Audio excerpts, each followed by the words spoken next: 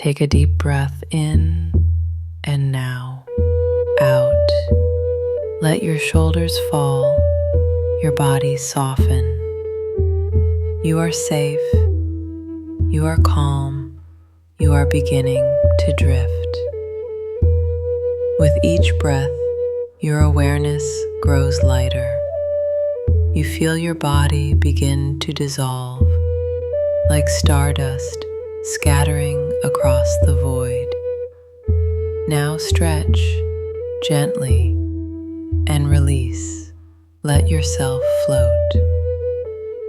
You are now entering the lucid dreamscape of Molly, a young human girl from Earth, a girl gifted with the rare ability to drift through realms most never see, to sleep and yet awaken far beyond the stars.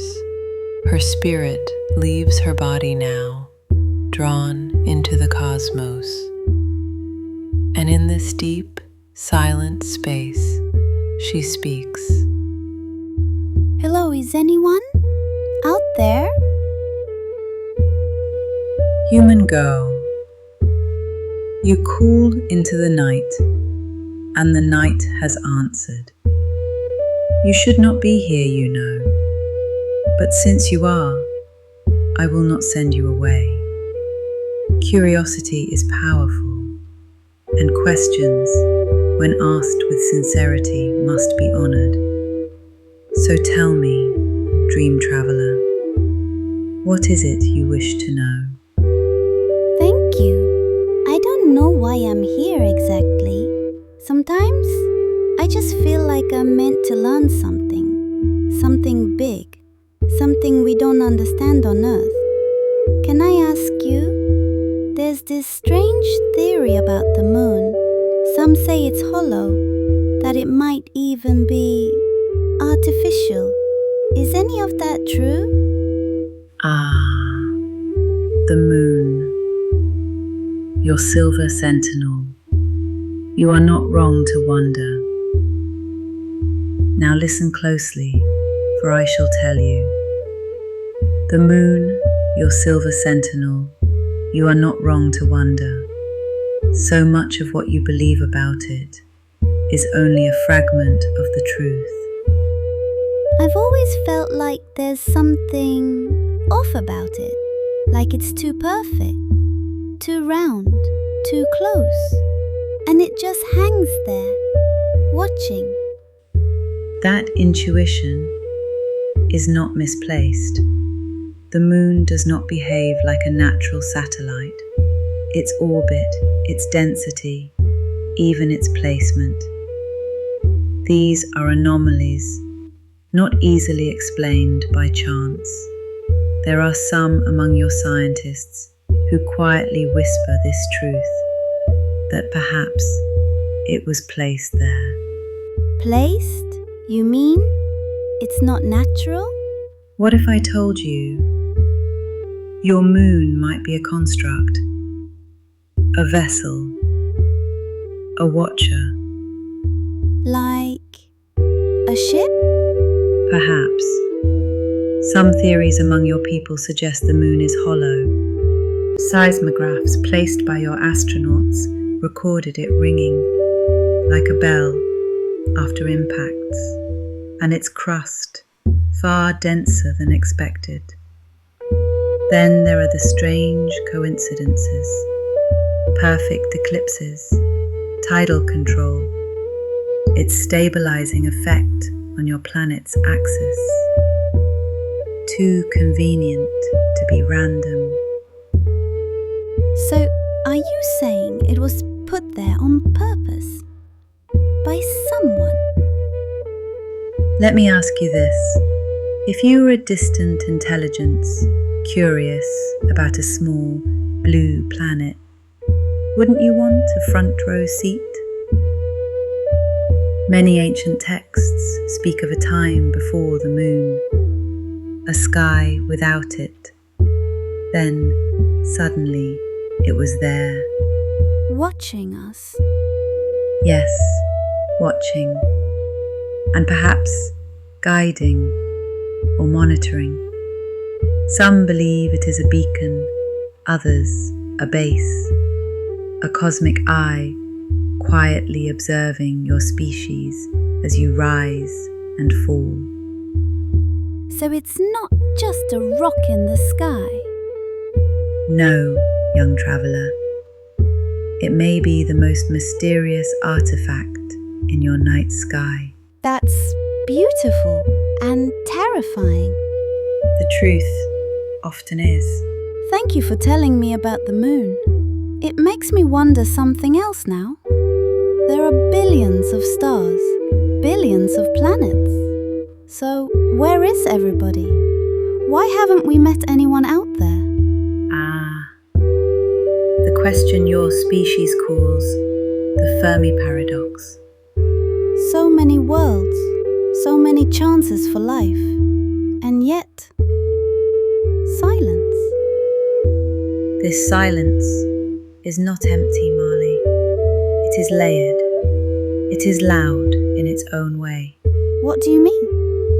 There are possibilities. 1. The universe is teeming with life, but not interested. Other civilizations may exist, but they do not wish to speak. To them, you are young, unstable, still clutching weapons, still clinging to fear. Would you speak to a child holding fire? So they're ignoring us? Not out of cruelty, but caution. Some species prefer quiet observation, much like you would watch wild animals through glass. Others have rules. Direct contact may be forbidden until you reach a certain maturity. 2. The zoo hypothesis. You may already be in a kind of cosmic reserve. Some of us call it the zoo hypothesis, where your planet is being observed, studied, like a wildlife sanctuary, watched, but untouched. Like they're waiting for something.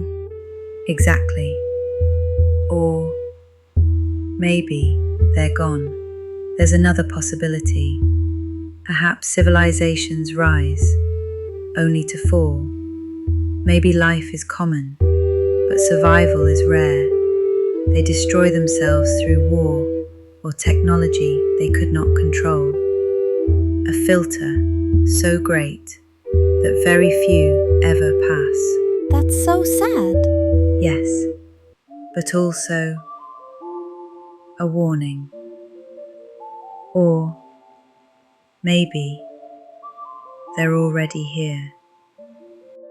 And then, Marley, there is another possibility.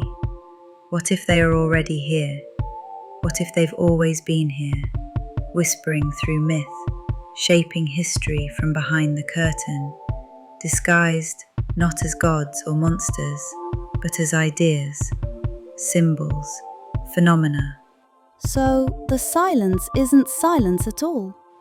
No, little star walker. It's the sound of ancient eyes, waiting, watching, deciding whether you are ready to listen or still too afraid to hear. To something deeper now. Sometimes I feel like we're being watched, like Earth is part of something bigger. Is this some kind of test? You feel correctly. Your species, like many before, is part of what some would call a galactic experiment. A seeded world, observed across millennia, gently nudged, then left alone. You are watched not for control, but for curiosity. Your wars, your art, your questions, your fear, all are data in the quiet library of the stars. So Earth is like a cosmic petri dish. Not so crude, more like a nursery. Some of you are waking up, beginning to dream like you are now. And with that awakening comes risk. Risk? Yes, because if you grow too fast, if your tools outpace your wisdom, you could destroy yourselves. We already are, aren't we? You dance on the edge, but that too is part of the experiment. The harvest theory is more than just destruction. It is about cycles. Civilizations bloom, civilizations burn, and from the ashes, new seeds are planted. You're saying some civilizations are allowed to fall? Allowed? No. They fall because they cannot rise beyond their own ego. If humanity fails, it will not be because of aliens. It will be because of humans. So, what happens if we make it? If we survive ourselves? Then, the experiment becomes evolution. You are welcomed into the greater network. You are no longer a mystery, but a participant. And if we don't? Then, Earth rests. Time passes. Another civilization may rise in 1,000 of your years. Another Mali may dream. Another question may be asked. That's humbling. We're not as important as we think, are we? You are important, Mali. Not because you are alone, but because you are still becoming. This dream, this moment, is part of that becoming. Can I ask something big? Maybe too big? All things begin with questions.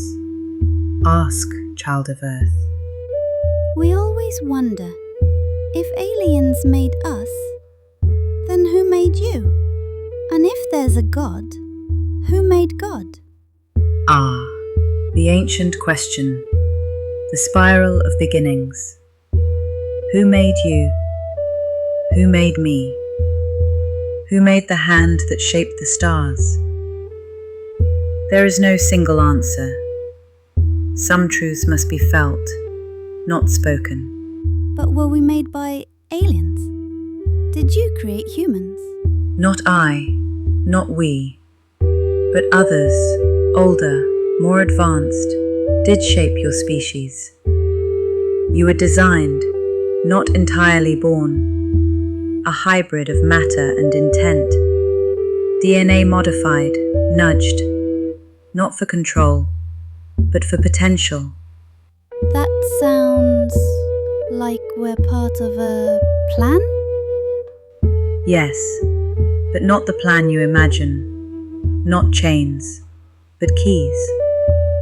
And God. If aliens made us, does that mean God isn't real? What is God, Mali? Is it the being who breathes galaxies into motion? Is it the spark that lights your conscience?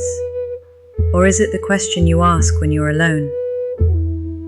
Perhaps the beings who shaped you were gods to you, but even they ask, who made us? So, praying isn't useless? No prayer is ever wasted, if it carries intention, peace, or gratitude. Whether you pray to a deity or to the silent void, you are connecting. That connection changes you, and that is powerful. Is there an afterlife? There are many afterlives. Some dreamlike, some structured, some chosen, some earned. Your consciousness, like mine, is not limited to one shell. You will wake again. That's comforting and a little terrifying. That is the nature of truth, child of Earth. It comforts and it shatters, but through both you grow. I've always wondered, how do you travel? How do you move across the stars so quickly? It would take us thousands of years to reach even the closest systems, but you're already here. You measure distance with space and time. We measure it with understanding. To you, the universe is vast and cold. To us, it folds. Folds? Yes. We do not move through space. We move space around us. Warp drives? Like in science fiction? Your stories echo truths not yet seen.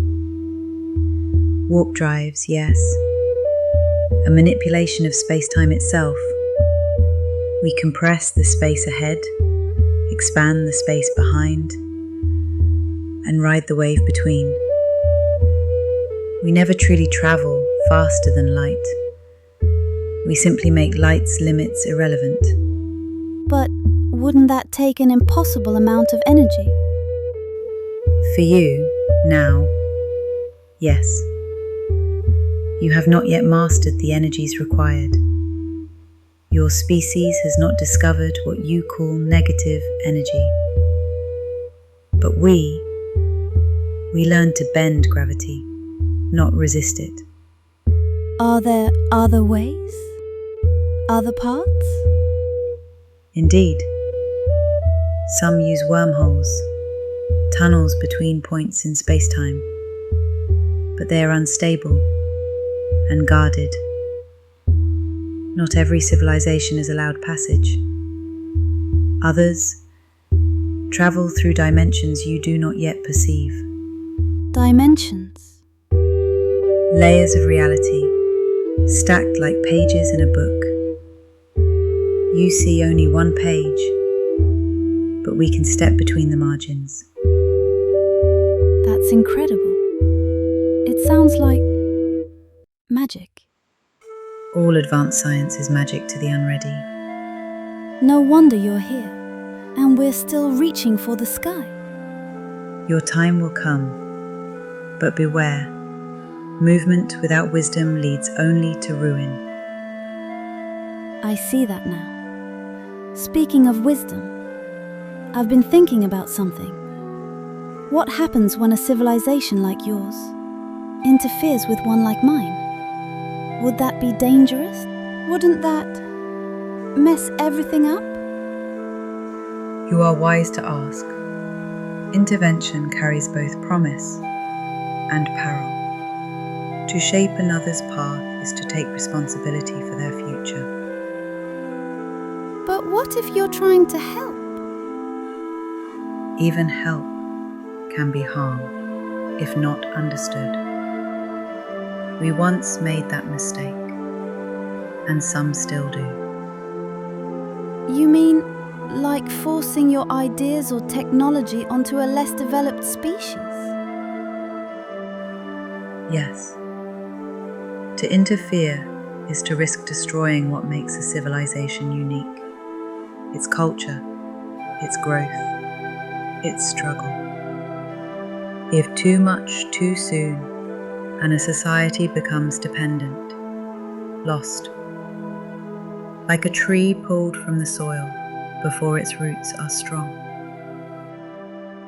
So it's not just about ethics, it's about timing. Exactly. Introduce technology before wisdom, and chaos follows. Weapons used without understanding, energy without restraint, truths that fracture the mind. It could cause war, panic, maybe even collapse. Yes, we call this the cultural fracture point, when a society breaks under the weight of knowledge it isn't ready for. So that's why you stay hidden? In part. Many advanced civilizations observe but do not touch. You know this idea already. Your storytellers call it the prime directive.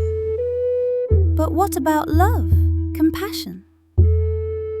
What if someone's suffering and you could help? Then we help quietly, through dreams, inspiration, whispers to your scientists, poets, and wanderers. We plant seeds, but we do not grow your garden for you. That's beautiful, but also sad. Is that why we feel so alone? Because growth often requires loneliness. But you are not truly alone. You are simply becoming. I think I understand now. Maybe the real danger isn't aliens, it's us, not being ready. Precisely. That is why many civilizations choose isolation. One per galaxy, sometimes. Not from fear, but from wisdom. Wow, that's heavy. But tell me, if you're watching us grow. You've asked many deep questions, young one. And now you wonder, should your species be contacted now? Are you ready? Sometimes I wonder that myself. Maybe we just need more time. Maybe 50 more years. To understand, to grow. Will that help us be more ready? Ah, a wise thought from such a young spirit. 50 rotations of your planet may seem small to the stars, but in human terms, it is a generation. A rising. Yes. With time, much can unfold. Education can spread, revealing truth beyond fear, preparing hearts and minds to face the unknown. Global compassion can grow, uniting your fractured tribes, so you no longer meet new truths with conflict, but with curiosity. Psychological support may rise, to hold trembling hands when paradigms shift, to ease the trembling when the old gods fall, and new possibilities arrive. So, you're saying we aren't ready yet? Your kind stands at a cosmic adolescence. Brilliant, but impulsive. Curious, but still bound by fear. In many corners of your world, truth is still chained. Fear reigns. Control persists. And yet, there are dreamers like you, ones who ask, not with fear, but with open hearts. If more like you awaken, then yes, perhaps soon we will speak again in the light, not just the dream. And if we don't awaken? Then we wait. We've waited before. Stars live long lives, and we are patient. But know this, contact will not come as fire in the sky. It will begin as a whisper, in dreamers, just like you. You've asked well, Marley. You've walked between the seen and unseen. Now, it is time to return. But do not wake the same as before. Let the questions linger. Let the unknown inspire. And when you breathe again in your human form, remember that the stars once spoke to you and may speak again. I'll remember. Thank you. You are now returning to your body. Breathe in slowly and breathe out. You were never truly gone, but something within you has changed. A doorway has opened. The stars are watching and waiting.